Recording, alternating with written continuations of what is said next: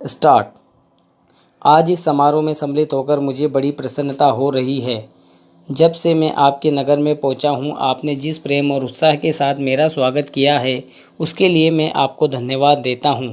मैं जानता हूं कि यह स्वागत किसी व्यक्ति विशेष के लिए नहीं, बल्कि यह देश के प्रति आपके प्रेम का प्रमाण है। भारतवर्ष जब से स्वतंत्र हुआ है, उसके सामने बड़ी बड़ी कठिनाइयाँ रही है, परंतु ईश्वर की दया से हम एक एक कठिनाई को हल करते हुए और आज कहा जा सकता है कि अब हमें प्रगति के लिए प्रशस्त मार्ग मिल गया है। यदि हम चाहें और देश के लिए आपस में मिलजुल कर साहस तथा उत्साह के साथ काम करें तो संसार में ऐसी कोई चीज़ नहीं है जो इस देश के लिए दुर्लभ हो।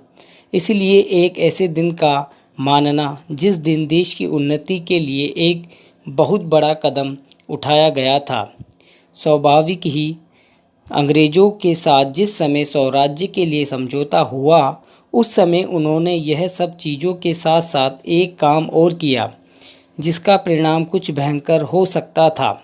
जहां एक और अंग्रेजी राज्य सीधे तौर पर चलता था, वहीं दूसरी ओर देसी नरेशों के अधीन 600 से अधिक रियासतें भी थीं। ब्रिटिश सरकार ने जाते समय यह घोषणा कर दी थी कि ये सभी रियासतें अपने को उन सभी शर्तों और बंधनों से मुक्त समझे जो उन्होंने ब्रिटिश सरकार के साथ किए थे, और प्रत्येक का अधिकार है कि वह चाहे तो हिंदुस्तान के साथ अथवा पाकिस्तान के साथ मिल जाए या अपने आप को स्वतंत्र रखे। एक नीति के रूप में यह बिल्कुल ठीक ही थी, परंतु यदि हमें देसी नरेशों के हृदय में भी वह देश प्रेम नहीं होता जो उन्होंने दिखलाया, तो संभव था कि एक भारतवर्ष के बदले आज भारतवर्ष के कई टुकड़े हो जाते। यह समस्या देश के एक भाग में अब तक तय नहीं हो पाई है और वह भाग कश्मीर का है। उसके लिए हमें भी अभी भी चिंता है। देसी नरेशों के देश प्रेम और उनकी दूरदर्शिता और समय को पहचान कर उनके अनुसार अपने को ढाल लेने की उनकी शक्ति के फलस्वरूप ही भारत के दो टुकड़े हो जाने पर भी विशाल भारतवर्ष आज रह गया है। पैरा। जैसा कि माननीय सदस्य जानते हैं, कल दूसरे सदन में इसी तरह की बहस थी। मुझे वहां भी कुछ देर बैठना पड़ा। इस कारण यहाँ जो भाषण हुए उन सबको मैं सुनना नहीं चाहता। मुझे सुनकर दुख है कि कुछ माननीय सदस्यों ने इस अवसर पर भी हमारे विदेशी विभाग को बुरा भला कहा। सेवाओं का दोषारोपण करने, सरल रास्ता निकालने का प्रयत्न ऐसी प्रवृत्ति है जिसकी मैं निंदा करती हूँ। मैं यह नहीं कहती कि हमें गलतियाँ नहीं की है और हमें सभी प्रतिनिधि हमेशा योग्य ही होते हैं। जब गलती हो तो हमें उन अवश्य बताना चाहिए, लेकिन सदा आलोचना करते रहने से कुछ नहीं होगा और मनोबल गिरता जाएगा।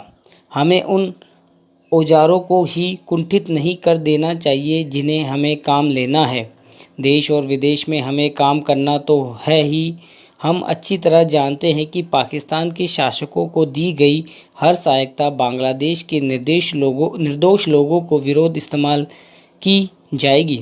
इस अवसर पर हमें प्रतिनिधियों ने परिश्रम से बहुत अच्छा काम किया है। प्रस्तुत परिस्थितियों में वे जितने प्रभावी हो सकते थे हुए हैं। कुछ सरकारों के विचार निश्चित हैं और यदि उनमें सहानुभूति भी पैदा की जाए तो भी वे इस प्रकार के मामले में कोई स्पष्ट बात नहीं कहेंगे। मैं कह सकती हूँ कि जीवन के उन सेवाओं ने जो वर्तमान स्थिति से निपटने में जुटी है, साहस और समर्पण का परिचय दिया है। यदि कुछ माननीय सदस्यों को गोली देकर और सरकार पर साहस, दिशा और यहाँ तक कि समझ की कमी का आरोप लगाकर कुछ संतोष मिलता है तो मैं इससे वंचित नहीं करना चाहती है। कुछ सदस्यों के लिए हिम्मत का अर्थ है गले की ताकत और भावुकता की भाषा। काश की जिंदगी इतनी ही सरल होती। इस तरह मैं बहुत से दोष कह सकती हूँ, लेकिन उनमें साहस की कमी नहीं होती है। यह ही आवश्यक होता है कि इसके अनुसार जोखिम उठाने से डरती है। जैसा मैं बहुत बार कह चुकी हूँ कि हम इस स्थिति या किसी भी स्थिति के केवल कानूनी पहलू की चिंता नहीं करते। हम चिंता करते हैं केवल एक ही बात की, और वह हमारे राष्ट्रीय हित, सुरक्षा और स्वाभाविक रूप से बांग्लादेश के बहादुर लोगों की सुरक्षा। इसी कारण से शांति से काम करने का महत्व है। पैरा। जिस विधेयक पर इस संसद में चर्चा हो रही है उसका इस देश के अधिकांश लोगों ने और इस सदन में भी अधिकांश सदस्यों ने स्वागत किया है। इसलिए इसमें दो राय नहीं हो सकती कि यह विधेयक जन उपयोगी है।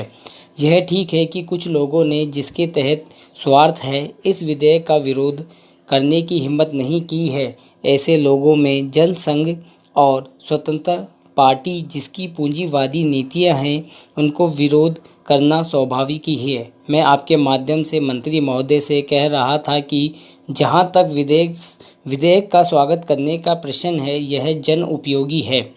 जहां मैं इस विधेयक का स्वागत करता हूं वहां यह भी निवेदन करना चाहता हूं कि इस कानून को सफल बनाने के लिए जैसा प्रधानमंत्री ने सदन में अभी कहा जो लोग इसका स्वागत करते हैं उनको उचित दृष्टिकोण ईमानदारी के साथ काम करना चाहिए।